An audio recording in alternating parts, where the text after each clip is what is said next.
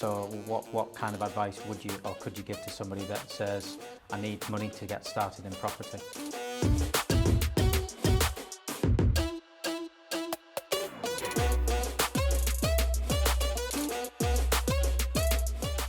Financing, some people often some of the doubters and the haters that often say you can't buy property with no money. You've clearly proven that strategy wrong many times. So what kind of advice would you or could you give to somebody that says, I need money to get started in property? Do you know what? I get it. Like people watch videos of me and they see these things of. It's the mindset of people in the UK.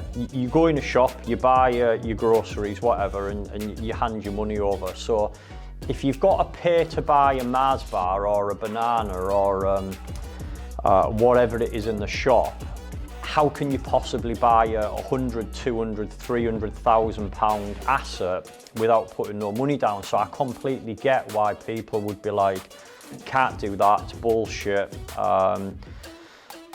But you can. There's so many ways in property. You can do so many creative things. So bridging finance is something that I've learned how to use very effectively. Deferred consideration, where if a house is unencumbered, meaning it's got no debt on it, we can now do some really creative things where we can agree things with a vendor where we pay in stages, we pay out of the profits of what the asset's bringing in. So let's say, for example, it's 100 grand house, might be a small HMO, house of multiple occupancy, bringing in 10 grand a year. And out of them 10 grand profits, we can actually pay for the asset out of that. So it's all about structuring a contract and having the right team around you to be able to do that. Because of the traditional sort of thinking, buy a house, save a deposit,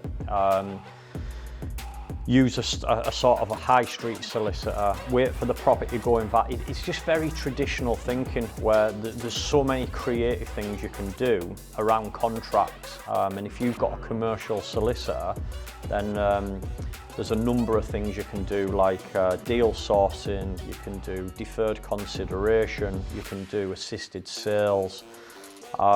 There's so many ways I can buy property without needing money or without having bad credit, or with having bad credit, should I say. Yeah.